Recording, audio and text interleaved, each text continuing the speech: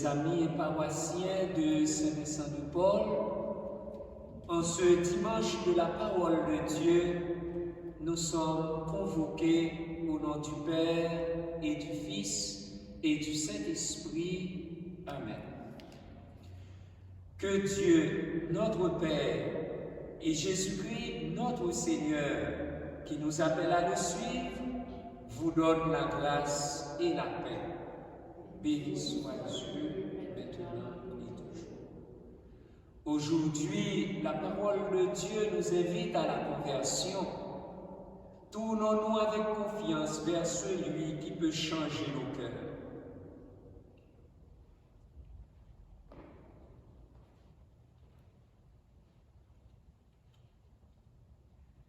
Seigneur Jésus, tu nous crois capables de répondre à tes appels quand nous en doutons. Prends pitié de nous. Prends pitié de nous. Ô Christ, tu nous envoies porter la bonne nouvelle quand nous tardons à nous mettre en route. Prends pitié de nous. Prends pitié de nous. Seigneur, tu nous appelles à bâtir avec toi le royaume. Quand nous sommes tentés de nous décourager devant les difficultés, prends pitié de nous. Prends pitié de nous. Que Dieu Tout-Puissant nous fasse miséricorde, qu'il nous pardonne nos péchés et nous conduise à la vie éternelle.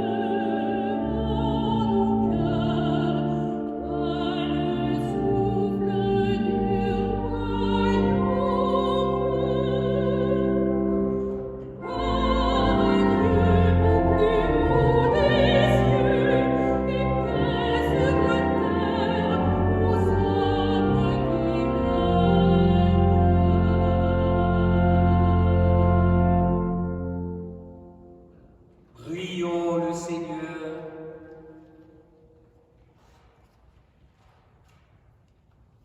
Montre-nous, Seigneur, à quel point tu nous aimes, et par la force de ton esprit, rapproche les chrétiens et chrétiennes divisés.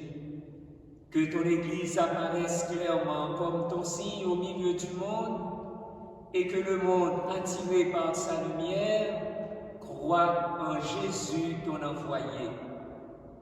Lui qui règne avec toi et le Saint-Esprit, maintenant et pour les siècles des siècles.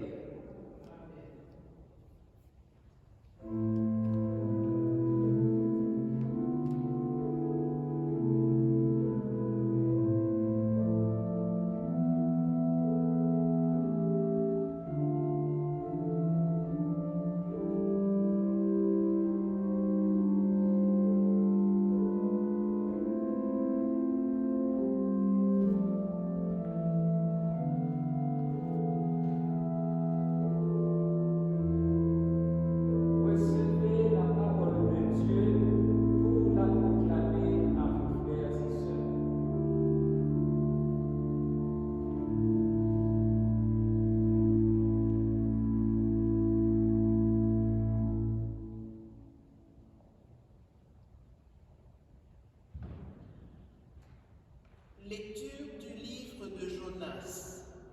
La parole du Seigneur fut adressée de nouveau à Jonas. Lève-toi, va à Ninive, la grande ville païenne. Proclame le message que je te donne sur elle. Jonas se leva et partit pour Ninive, selon la parole du Seigneur.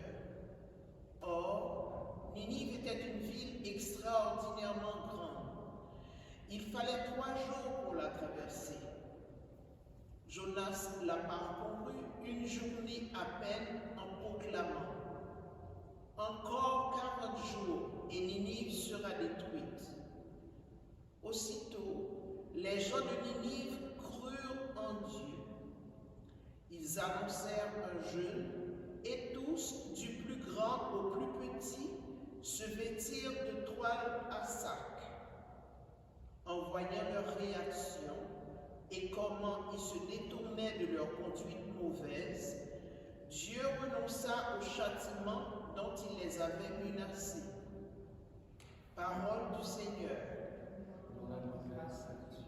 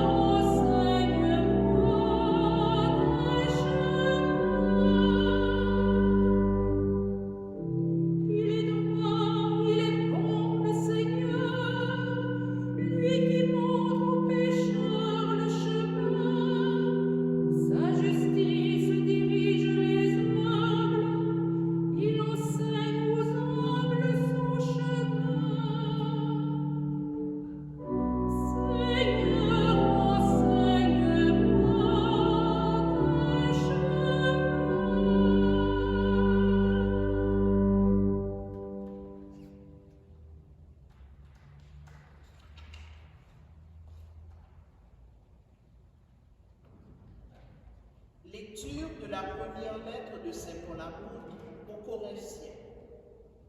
Frères, je dois vous dire, le temps est limité.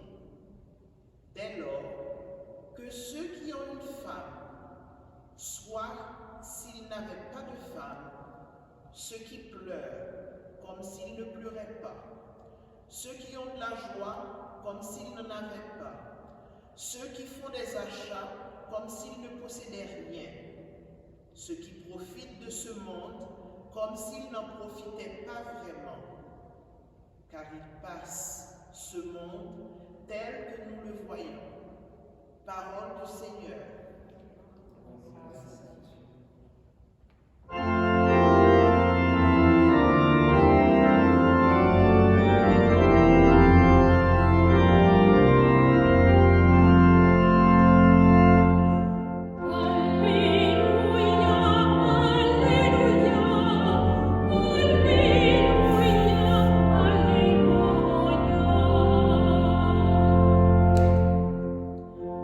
Le règne de Dieu est venu jusqu'à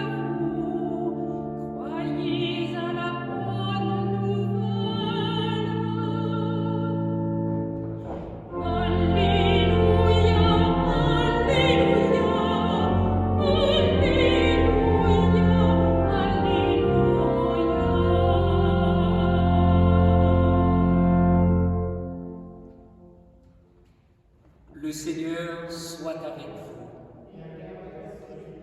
Évangile de Jésus-Christ selon saint Marc.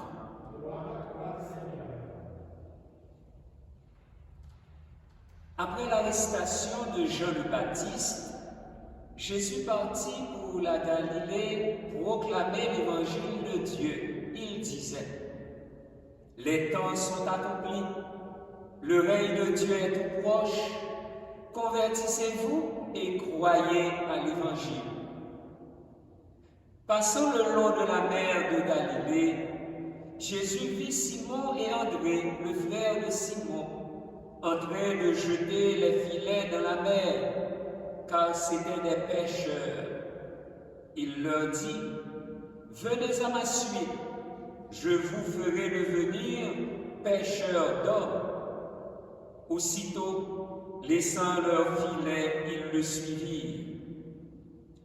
Jésus avança un peu et il vit Jacques, fils de Zébédée, et son frère Jean, qui étaient dans la barque et réparaient les filets. Aussitôt Jésus les appela. Alors, laissant dans la barque leur père Zébédée avec ses ouvriers, ils partirent à sa suite. Acclamons la parole de Dieu.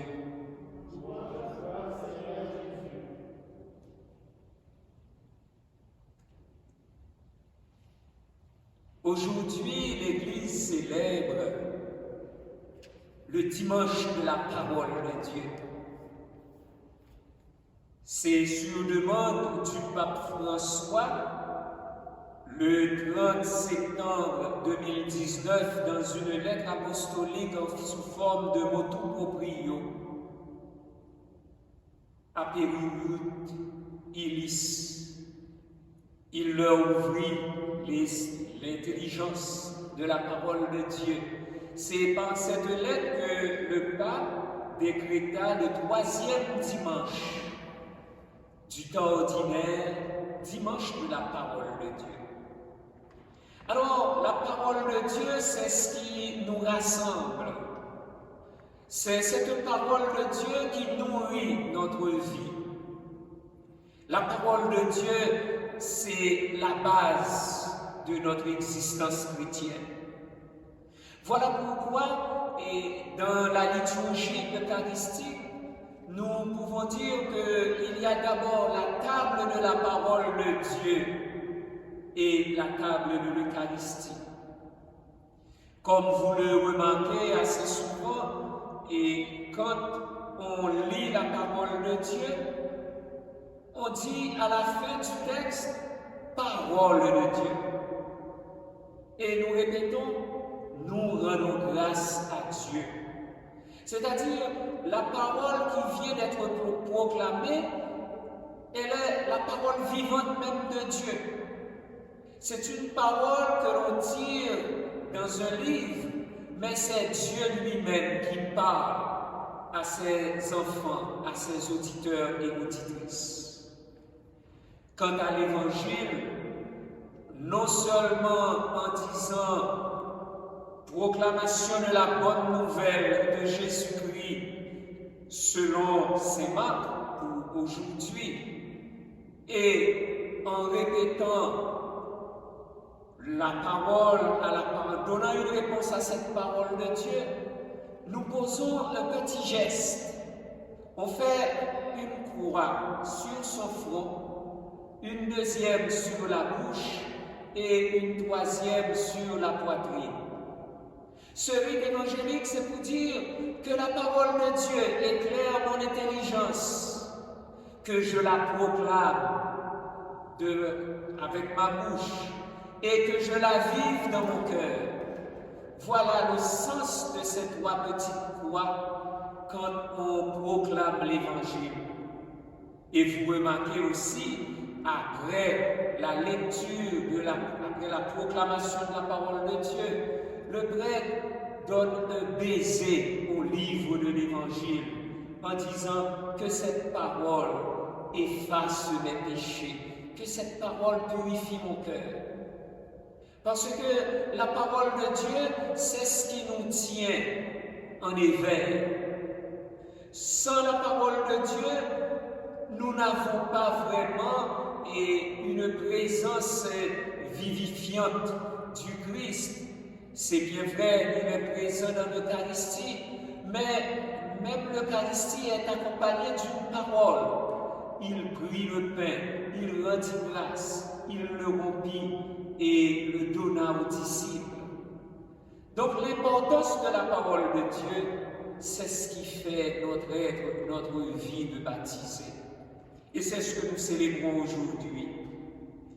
Et c'est pourquoi cette parole est toujours proclamée dans un lieu réservé, l'ambo, qui est différent du pupitre. Un lambeau, c'est vraiment le lieu de la parole de Dieu. C'est là que l'on proclame les lectures. Normalement, le psaume devait être chanté à lambeau. Avec la pandémie, et nous ne pouvons pas le faire, nous sommes obligés de répartir et dans nos lieux, l'espace que nous occupons, chacun est obligé de prendre un micro différent. Mais le psaume doit être proclamé comme parole de Dieu aussi à l'amont, parce que c'est tout un paquet. La parole de Dieu est proclamée dans la première lecture. Le psaume est comme une réponse à cette lecture. La deuxième lecture et puis l'évangile. Et aujourd'hui, l'évangile qui nous est proposé est aussi une parole vivante. Le royaume de Dieu est proche. Convertissez-vous et croyez à l'évangile. C'est comme un appel à la conversion, un appel à nous approcher de Dieu, puisque ce Dieu est proche, il vient vers nous. Et ainsi, ces marques nous présentent aussi l'appel des 4 premiers disciples. Ils laissèrent tout, ils laissaient leur père, leur famille, ils laissaient leur filet pour suivre Jésus. C'est cette promptitude, cette capacité et cette spontanéité que le Seigneur nous demande. Quand nous recevons la parole de Dieu, cette parole est toute puissante, cette parole est féconde. L'exemple de la première lecture, Jonas qui allait proclamer la parole de Dieu et tout le peuple de Ninive se convertissait. Ce n'est pas Jonas qui a accompli cette œuvre. C'est la puissance de la parole de Dieu qui féconde le cœur des Ninivites et qui les convertit. Le missionnaire, celui qui proclame la parole de Dieu, celui qui prêche, c'est pas lui qui fait l'action. La parole de Dieu ne descend pas sans rapporter le fruit que le Seigneur lui accorde. Alors, laissons-nous ensemencer par la parole de Dieu. Comme Paul nous le dit, il faut tout laisser, même les plaisirs légitimes, même ce qui fait notre bonheur, il faut les laisser pour plaire à Dieu, notre Père, dans la deuxième lecture. Alors, que cette parole de Dieu nous convertisse, que nous faisions vraiment confiance à Jésus, à cette parole de Dieu faite chair, Jésus lui-même en sa personne. Nous sommes appelés dans nos milieux de vie à laisser nos professions, à laisser nos familles pour suivre Jésus, pour nous mettre à sa suite et vivre de sa parole. Que la puissance de la parole de Dieu en ce dimanche nous féconde et nous fasse porter de multiples fruits pour le bonheur de l'humanité et pour la sanctification de l'Église et de chacun et de chacune de nous.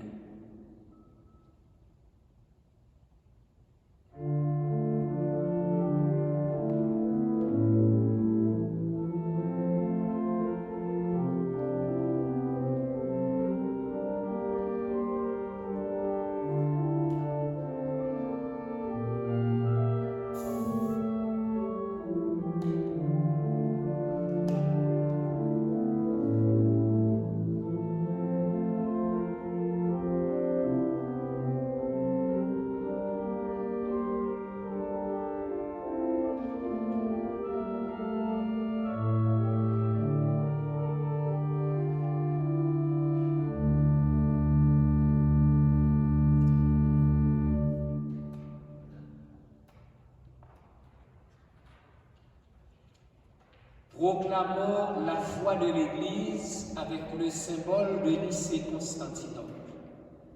Je crois en le seul Dieu, le Père Tout-Puissant, Créateur du ciel et de la terre, de l'univers visible et invisible. Je crois en le seul Seigneur Jésus-Christ, le Fils unique de Dieu, né du Père avant tous les siècles. Il est Dieu né de Dieu, lumière née de la lumière, vrai Dieu né du vrai Dieu, engendré non pas créé, de même nature que le Père, et par lui tout a été fait. Pour nous les hommes et pour notre salut, il descendit du ciel. Par l'Esprit Saint, il a pris chair de la Vierge Marie et s'est fait homme. Crucifié pour nous sous Ponce Pilate, il souffrit sa passion et fut mis au tombeau. Il ressuscita le troisième jour, conformément aux Écritures, et il monta au ciel. Il est assis à la droite du Père, il reviendra dans la gloire pour juger les vivants et les morts, et son règne n'aura pas de fin. Je crois en l'Esprit Saint, qui est Seigneur et qui donne la vie. Il procède du Père et du Fils. Avec le Père et le Fils, il reçoit même adoration et même gloire. Il a parlé par les prophètes. Je crois en l'Église, une, sainte, catholique et apostolique. Je reconnais un seul baptême pour le pardon des péchés. J'attends la résurrection des morts et la vie du monde à venir. Amen. Dans la certitude que le règne de Dieu est proche et que le Seigneur soutient nos efforts pour le faire advenir, laissons notre prière monter vers lui. Seigneur, écoute-nous. Seigneur, exauce-nous. Pour l'Église, dans ses différentes dominations, afin qu'elle progresse toujours sur le chemin de l'unité, prions le Seigneur. Seigneur, écoute-nous. Seigneur, exauce-nous. Pour les chefs d'État et les divers gouvernements, afin qu'ils prennent des mesures concrètes pour assurer l'avenir de notre maison commune, la terre. Prions le Seigneur. Seigneur, écoute-nous. Seigneur, exauce-nous. Pour les personnes travaillant dans l'industrie de la pêche, afin que leurs efforts soient fructueux et accomplis en toute sécurité, prions le Seigneur. Seigneur, écoute-nous. Seigneur, exauce-nous. Pour nos communautés chrétiennes, afin qu'elles continuent de former des disciples missionnaires qui s'engagent, se soutiennent et se ressourcent, prions le Seigneur. Seigneur, écoute-nous. Seigneur, exauce-nous. Pour chacun et chacune d'entre nous, afin que nous ayons la force de quitter les filets de la peur et du doute pour répondre à l'appel du Christ. Prions le Seigneur. Seigneur, écoute-nous. Seigneur, exauce-nous. Prions à nos intentions personnelles. Prions pour toutes les personnes qui se recommandent à nos prières. Dieu notre Père, tu nous engages à la suite de ton Fils Jésus sur le chemin de l'amour et du service. Fais de nos vies une bonne nouvelle, de manière à ce que les gens de notre entourage puissent y reconnaître ta présence. Nous te le demandons par Jésus, le Christ, notre Seigneur. Amen.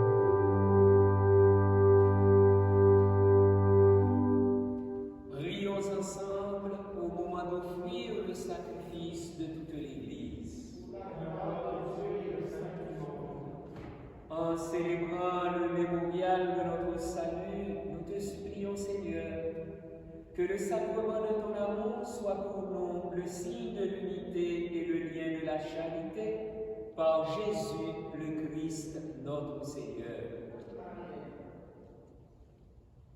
Le Seigneur soit avec vous. Élevons notre cœur. Rendons grâce au Seigneur notre Dieu. Dieu notre Père, nous te rendons grâce et nous te bénissons par Jésus, Christ et Seigneur, pour ton œuvre d'amour en ce monde. Au sein de notre humanité encore désunie et déchirée, nous savons et nous proclamons que tu ne cesses d'agir et que tu es à l'origine de tout effort vers la paix.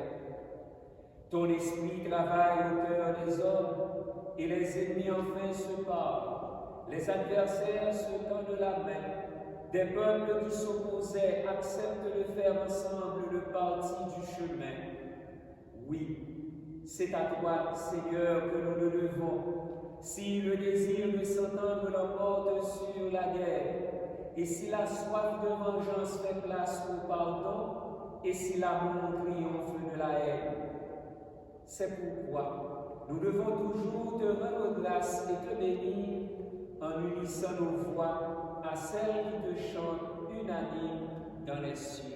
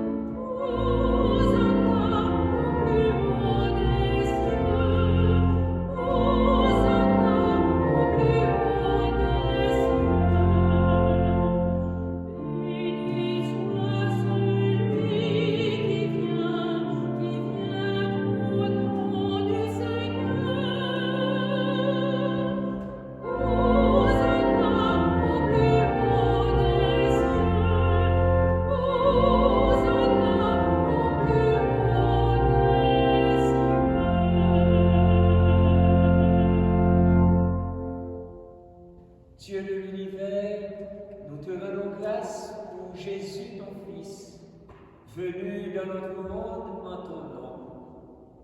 Il est la parole qui sauve les hommes. Il est la main que tu tends aux pécheurs. Il est le chemin par où nous arrive la véritable paix.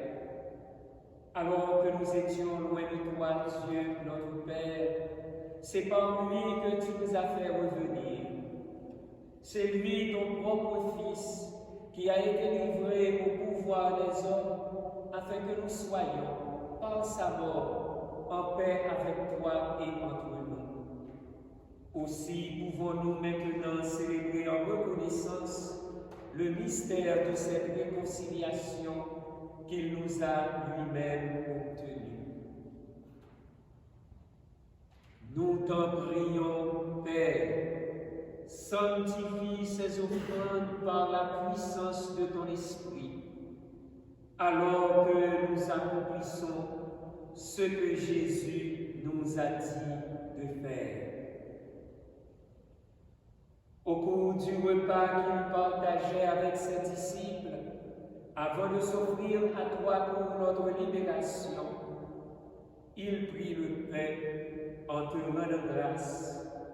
Il le rompit de ses propres mains et le donna aux disciples en leur disant « Prenez et mangez-en tous, ceci est mon corps livré pour vous. »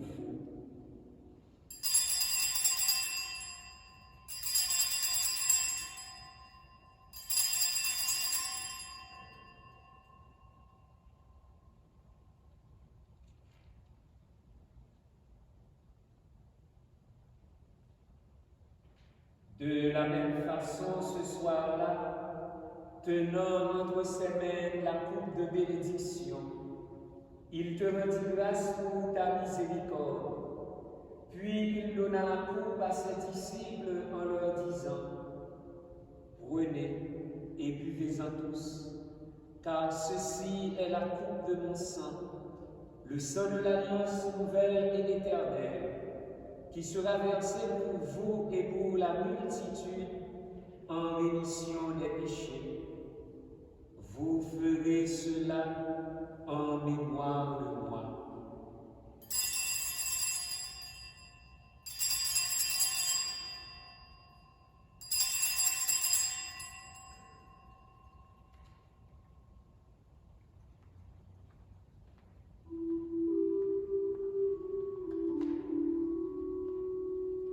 Il est grand le mystère de la foi.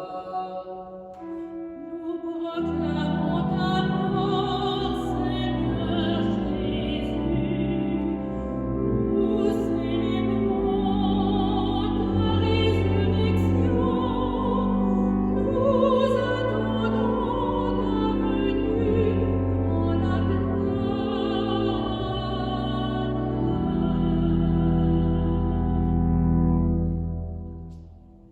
Père très bon, ton Fils a laissé à ton Église ce mémorial de son amour.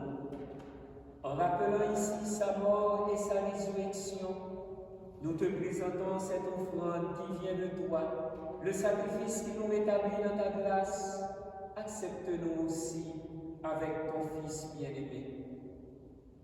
Donne-nous dans ce repas ton Esprit Saint, qu'il fasse disparaître les causes de nos divisions, qu'il nous établisse dans nos yeux de charité plus grande, en communion avec le pape François, notre évêque Christian, le collège épiscopal et ton peuple tout entier. Fais de ton Église en ce monde le signe visible de l'unité et la servante de la paix. Souviens-toi de nos frères et sœurs défunts, Gilles Poussignan, Génial Sournier, René Roy, Lucien et Lucette Bédard. Nous te prions aussi pour les vivants, ces personnes qui nous sont chères, le pape François et les prêtres, les sœurs de Sainte-Croix, les sœurs du pavillon Saint-Joseph, Marie Lancéine et famille, Jasmine Saint-Louis et famille, Édouard Franqueur et famille, Odette Jean Castor, Fritz Junior, Jean et Marie-Laurie Hervilus. Et comme tu nous rassembles ici dans la communion de la bienheureuse Mère de Dieu, la Vierge Marie, avec Saint Joseph son époux, et de tous les saints du ciel, autour de la table de ton Christ, daigne rassembler un jour les hommes de tout pays et de toute langue, de toute race et de toute culture, au banquet de ton royaume. Alors nous pourrons célébrer l'unité enfin accomplie et la paix définitivement acquise par Jésus, le Christ, notre Seigneur. Par lui, avec lui et en lui, à toi, Dieu, le Père Tout-Puissant, dans l'unité du Saint-Esprit, tout honneur et toute gloire pour les siècles des siècles.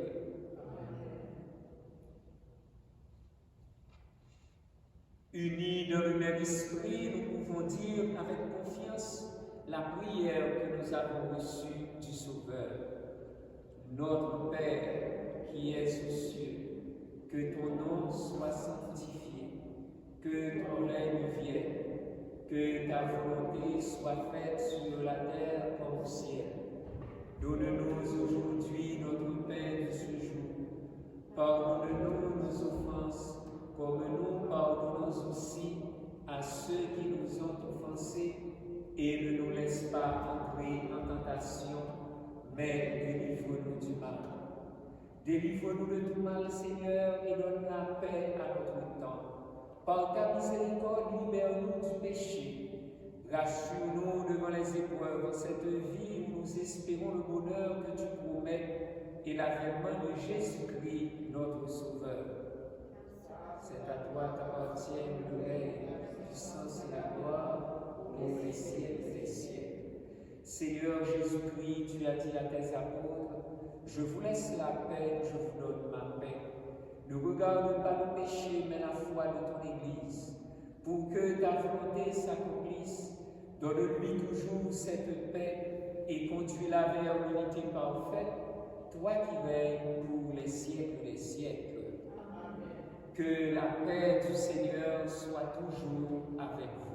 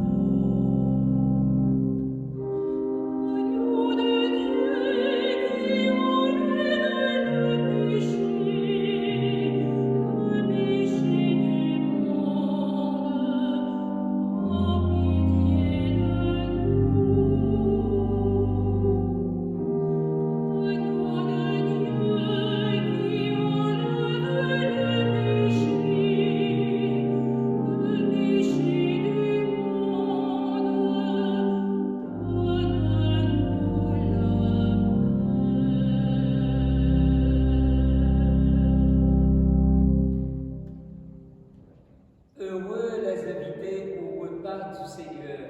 Voici l'agneau de Dieu qui enlève le péché du monde.